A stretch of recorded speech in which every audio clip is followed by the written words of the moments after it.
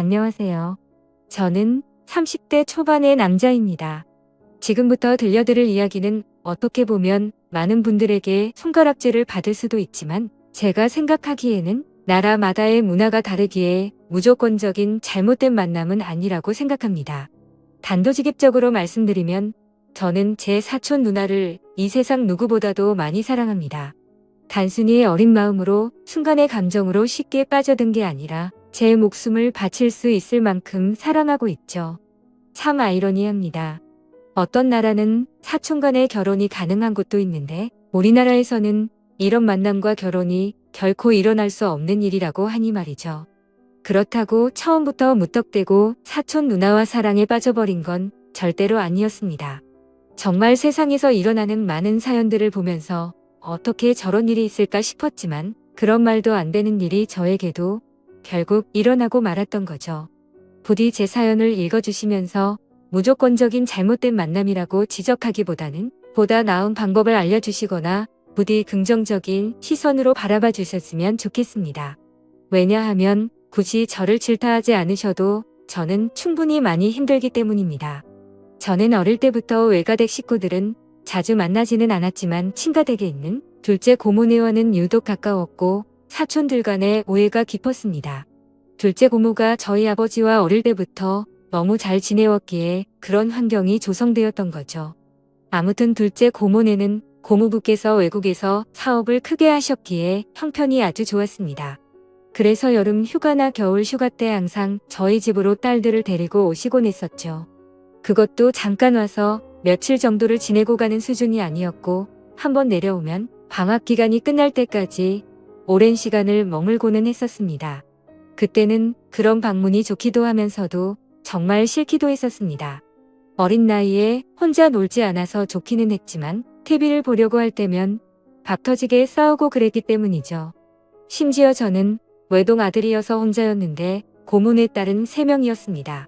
첫째 누나는 저보다 2살이 많았고 나머지 동생들은 저와 동갑과 2살 아래였었죠. 그래서 같이 친하게 잘 놀다가도 막상 싸우기만 하면 저 혼자 3명에게 둘러싸여서 엄청 울었던 기억이 나네요. 그리고 첫째 누나가 저보다 나이도 많았었고 그때 당시에는 누나가 저보다 키도 컸고 힘도 강했기 때문에 저는 말 한마디 대꾸도 할 수가 없었고 억울한 감정이 많이 들었습니다. 어떻게 보면 집주인이 손님한테 안방을 빼앗겨 버린 그런 기분이었던 것 같네요. 아무튼 그렇게 몇 년 동안을 고모네 식구들한테 당하다 보니 저는 너무 짜증이 났었습니다. 학교를 다닐 때는 충분한 시간이 주어지지 않아서 실컷 놀지 못하다가 방학에 실컷 놀려고 하면 고모네가 와서 사촌들에게 제 놀이 수단을 모든 걸 빼앗겼기 때문이었죠. 지금 생각해보면 그때는 제가 사촌 누나보다 키가 커지고 힘이 강해지면 꼭 복수하리라고 이를 갈았던 것 같습니다. 그만큼 사촌 누나에 대한 증오와 분노심이 컸었던 거죠. 그런데 결국에는 제 바램과 달리 그런 복수는 이루어질 수가 없었습니다.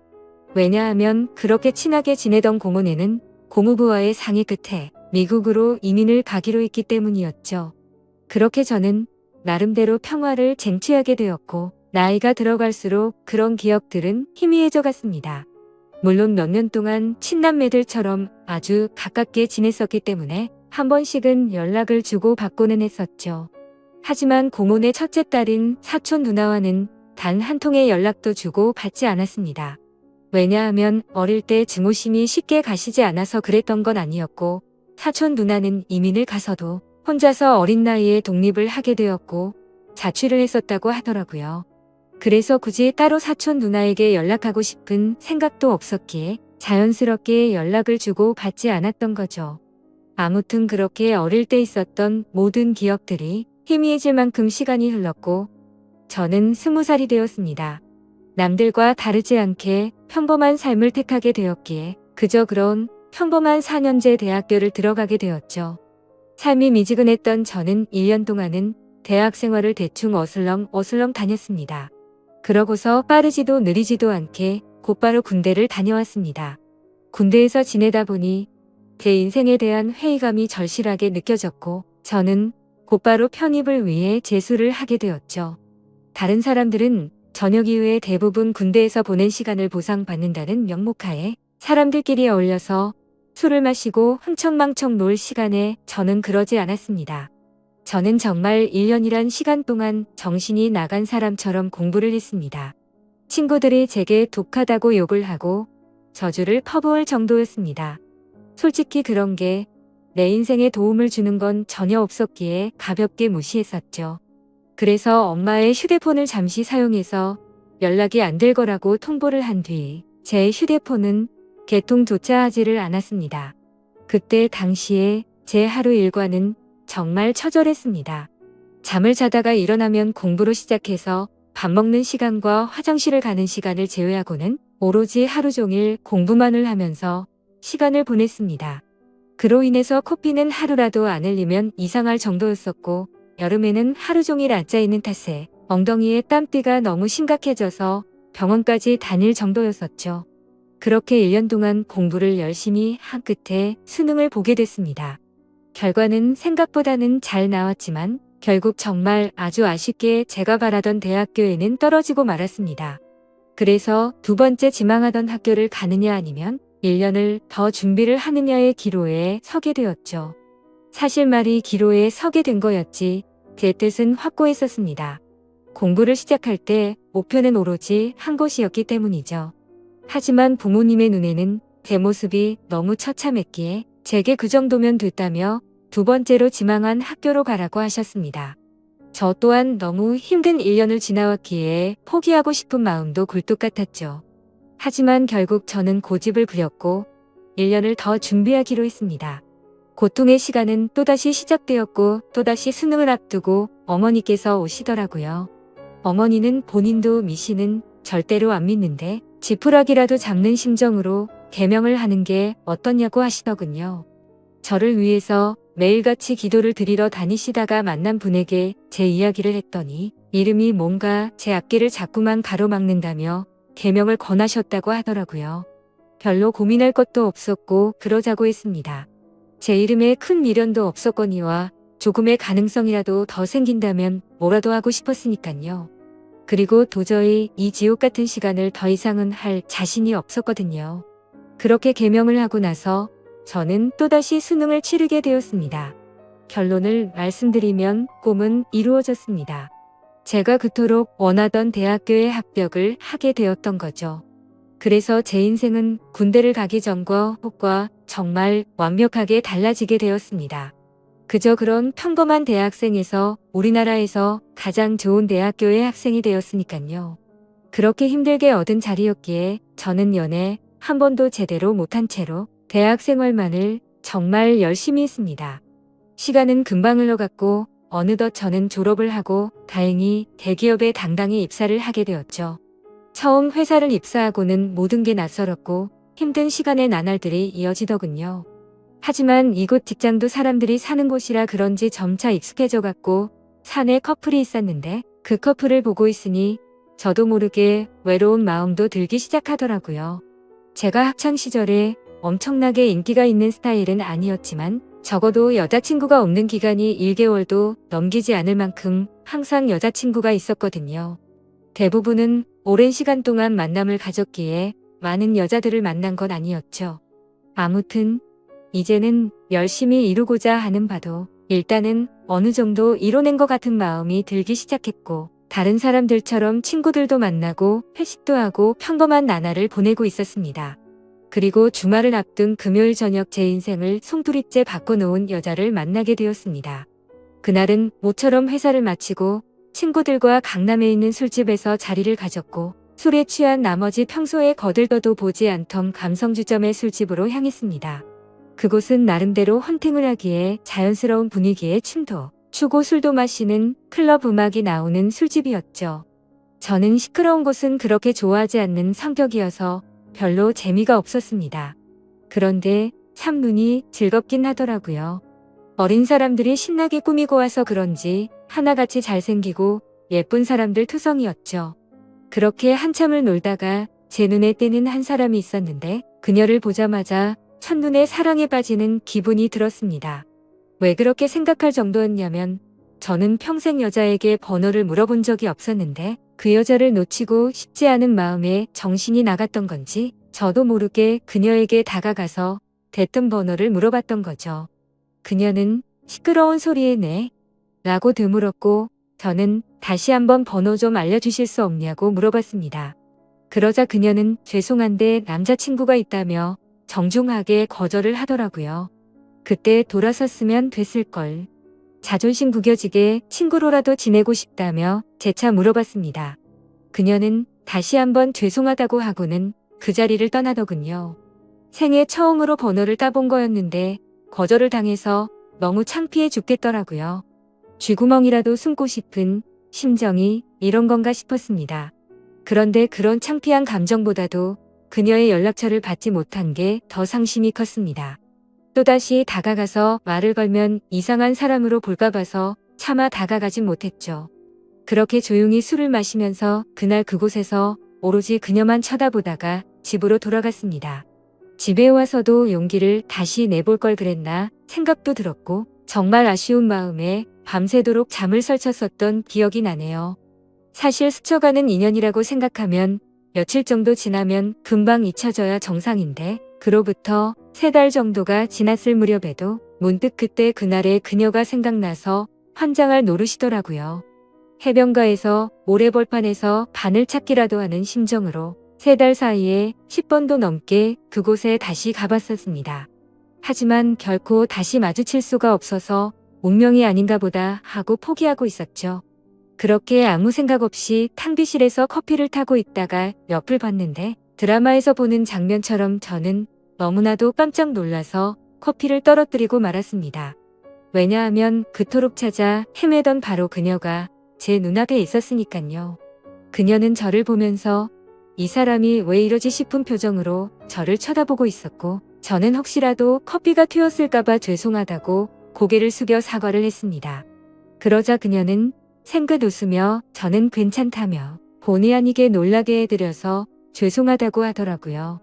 그렇게 어색한 인사를 뒤로하고 그녀의 명찰을 보니 저희 회사 명찰을 달고 있었습니다. 이게 웬걸 정말 하늘에서 내려준 운명이 이런 거구나 싶어서 너무 기뻤습니다. 기쁜 마음을 최대한 가라앉히며 조심스럽게 그녀에게 물어봤죠. 혹시 이번에 신입공채로 들어오신 거냐고 물어보자 그녀는 고개를 끄덕이면서 잘 부탁드린다고 대답을 하더군요. 다행스럽게도 몇 달 전 제가 번호를 물어본 사람인 건 전혀 모르는 눈치더라고요. 저는 그 순간 이 모든 상황이 너무 꿈만 같았고 제가 그녀로 인해 고민하는 걸 상담해주던 친구에게 곧바로 전화를 걸어서 자초지종을 설명해줬습니다. 친구의 반응도 어떻게 그런 일이 있을 수가 있냐며 말도 안 된다고 말하면서 놀라더라고요. 아무튼 그날 이후로는 회사에 출근하는 발걸음이 그렇게 행복할 수가 없었습니다. 그리고 그와 동시에 슬픈 마음도 쉽게 가시지가 않았죠. 왜냐하면 그녀의 손에는 커플링으로 보이는 반지가 끼어져 있었고 그동안 멍청하게 잊고 지냈던 생각이 들었습니다. 그녀는 제게 남자친구가 있었다고 한 사실이었죠. 사실 기억을 못하지는 않았지만 연락처를 달라고 하면 대충 거절하려고 남자친구가 있다고 거짓으로 대답하는 그런 거라고 믿고 싶었던 것 같습니다. 그렇게 또다시 저는 그때 감성 주점에서 멀리서 쳐다만 보고 있던 제 자신을 또 보고 있는 기분이었죠. 그때 그런 생각이 들었습니다. 골키퍼가 있다고 골이 안 들어가나? 결혼을 한 것도 아니고 법적으로 문제가 되는 것도 아닌데 최선을 다해보자 싶더라고요. 저에게는 끈기와 노력이라는 제 자부심이 있었기에 그때부터 또다시 저는 불타올랐습니다. 하지만 도가 지나친 관심과 행동은 최대한 지양하였고 업무를 핑계 삼아서 가끔씩 찾아가서 업무에 대해 물어보면서 은근슬쩍 제 존재를 각인시켰습니다. 그렇게 시간은 천천히 흘러갔고 그러던 중 부서 간의 회식 자리가 잡혔습니다. 그토록 기다리던 시간이었는데 드디어 기회가 왔구나 싶어서 기분이 좋았죠. 며칠 뒤 회식이 있는 날 저는 정신을 바짝 차리고 술을 마셨고 그녀와의 사이를 더욱 가깝게 하기 위해서 최선을 다해 빈틈을 노리고 있었죠. 그러던 중 너무 긴장하면서 술을 마셔서 그런 건지 배가 아파서 화장실을 갔습니다. 볼일을 보고 있는데 바깥에서 남자 소리가 들리더군요. 너 옆 테이블에 있던 신입사원 얼굴 봤냐고 묻더니 우리 회사에 저런 미녀가 언제 들어왔냐면서 내가 고백해볼까? 이런 식으로 웃으면서 그녀에 대한 이야기를 하고 있더라고요. 그 말을 듣는 순간 기분이 너무 불쾌했지만 뭐라고 말할 수는 없었습니다. 제가 남자친구도 아닐 뿐더러 사실 제가 첫눈에 반할 정도였으니 다른 남자들이 볼 때도 당연히 호감이 갈 수밖에 없겠구나라는 생각이 번쩍 들었던 거죠. 그래서 저는 이러다가는 별의별 사람들이 다 고백하겠다고 생각하고 조금 더 적극적으로 그녀에게 다가가야겠다라고 생각을 고쳐먹었습니다. 결국 사람들이 너무 많이 모여있던 회식 자리에서는 도저히 가까워지기가 어려워서 목적 달성에 실패했고, 그날 이후로는 조금 더 적극적으로 그녀에게 다가가려고 마음을 먹고 출근을 했죠. 멀리서 그녀가 혼자서 탕비실을 들어가는 모습을 보게 되었고, 저는 심호흡을 하고는 그녀를 따라서 탕비실로 들어갔습니다. 그런데 마침 탕비실에서 나오던 그녀의 커피가 제 와이셔츠에 쏟겨버리고 말았던 거죠. 순간적으로 깜짝 놀라긴 했지만 이게 무슨 횡재냐 싶었습니다. 그녀는 너무 깜짝 놀라면서 죄송하다면서 어떡하냐고 발을 동동 굴리는데 그 모습조차 너무 귀엽더라고요. 당황해 하던 그녀는 제 옷을 빨아서 드라이 클리닝까지 해서 가져다 드릴 테니 자신에게 달라고 하더군요. 그래서 저는 탈의실에 있던 와이셔츠로 갈아입고서 점심시간에 맞춰서 그녀에게 제 셔츠를 전해줬습니다. 그녀는 금방 새 옷처럼 세탁해온다고 말하길래 그러지 말고 점심시간인데 같이 나가서 식사하고 맡기자고 했고, 그녀와 저는 처음으로 둘이서 밥을 먹으러 나갔습니다. 밥을 먹으러 나란히 앉아있는데 기분이 너무 좋았습니다. 마치 연인이 데이트하러 나와서 밥을 먹는 기분이 들었기 때문이었죠. 그녀는 또다시 자신의 잘못을 사과하면서 어쩔 줄 몰라 하길래 저는 그렇게 죄송하면 부탁 하나만 들어달라고 말을 했습니다. 무슨 부탁이냐고 물어보는 그녀에게 오늘 술 한 잔 마시고 싶은데 친구들이 전부 약속이 있다고 해서 시간 괜찮으면 회사 마치고 술이나 한 잔 사주면 안 되겠냐고 물어봤죠. 그녀는 잠깐 망설이더니 제 생각을 아는지 모르는지 알겠다면서 그러겠다고 대답을 하더라고요. 대답을 듣자마자 기분이 너무 좋았습니다. 생각하지도 못한 사고로 인해서 둘이서 밥도 먹고 술도 마실 수 있었으니 말이죠. 그렇게 그녀와의 단둘이서 먹는 첫 식사를 끝마치고 같이 세탁소에 들려서 옷을 맡기고는 퇴근 후 다시 그녀와 단둘이서 만났습니다. 그녀에게 배고프지 않냐며 뭘 좋아하냐고 물어보자 제가 먹고 싶은 곳으로 가자고 대답을 하더군요. 그래서 어디로 갈지 고민하는 척을 했지만 사실 이미 그녀와 갈 곳은 정해져 있었습니다.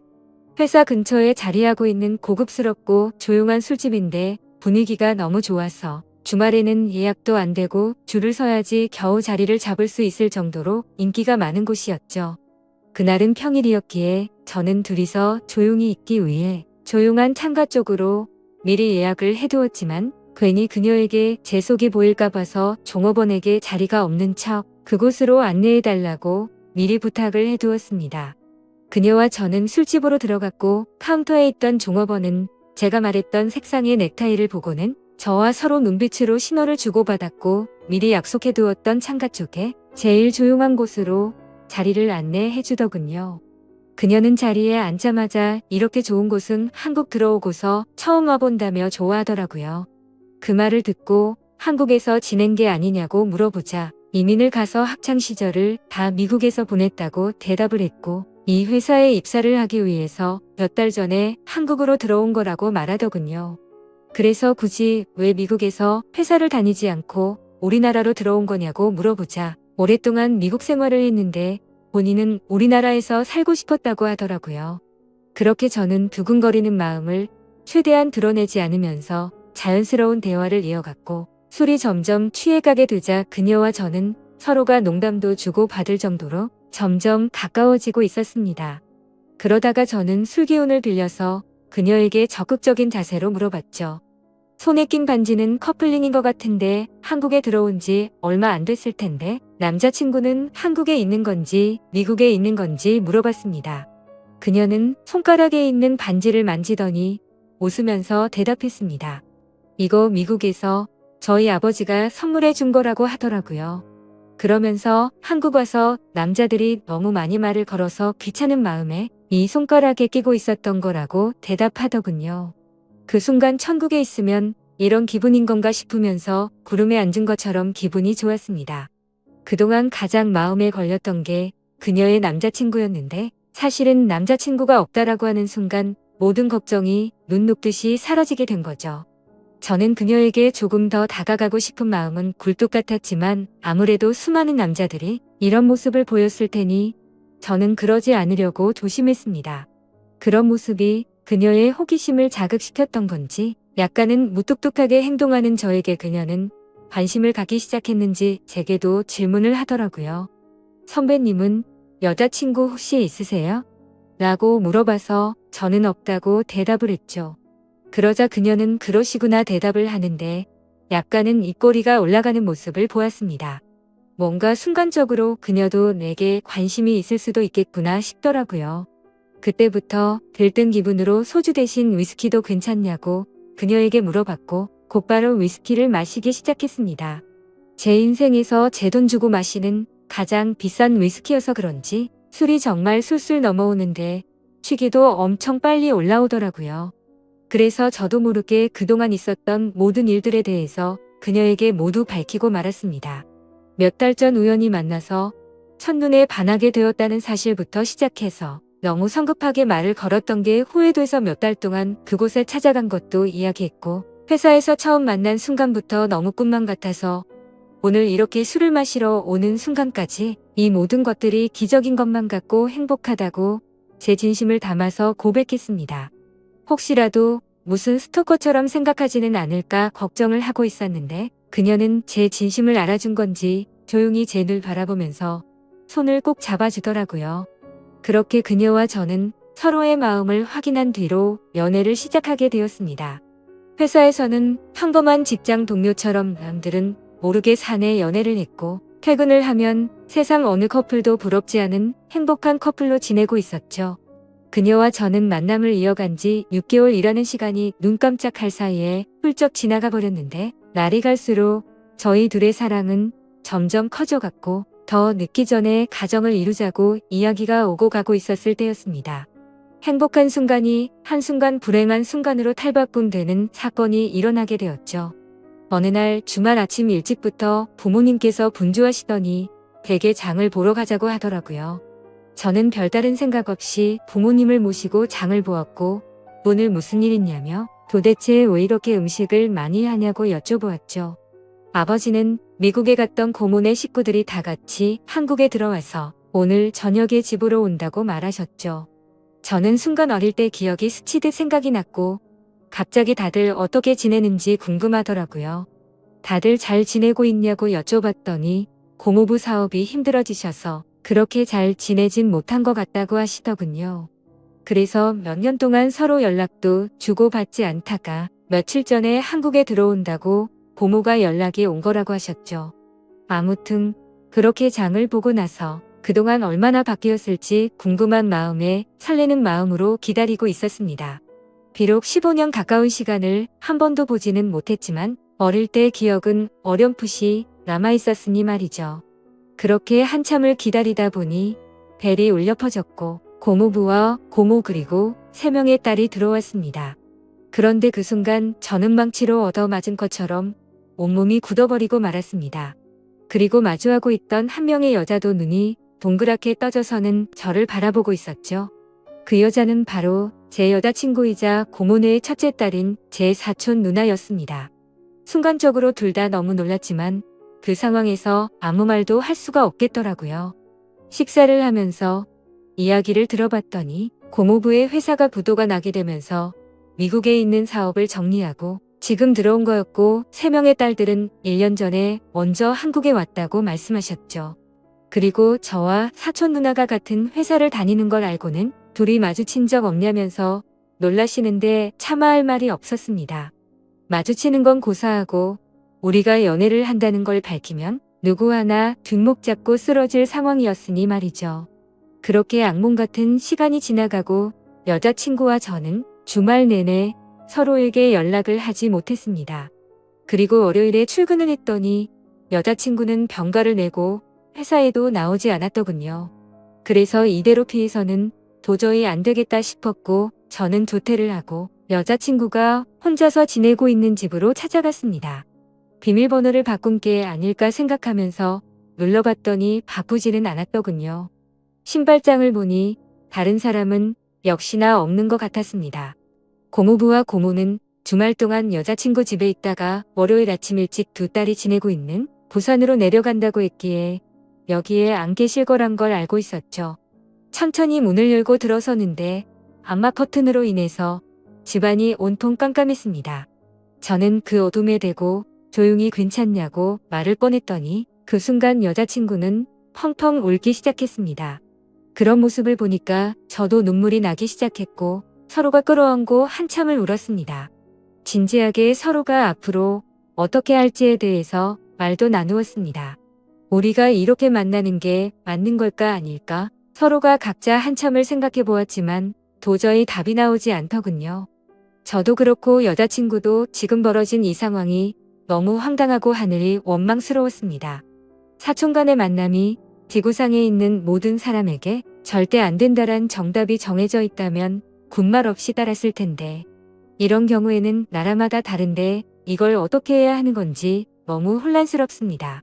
결국 저와 여자친구도 도저히 해답을 찾을 수가 없었고 서로가 시간을 갖고 생각해보자고 한 지가 2주가 지났는데 차마 답이 나오지가 않네요.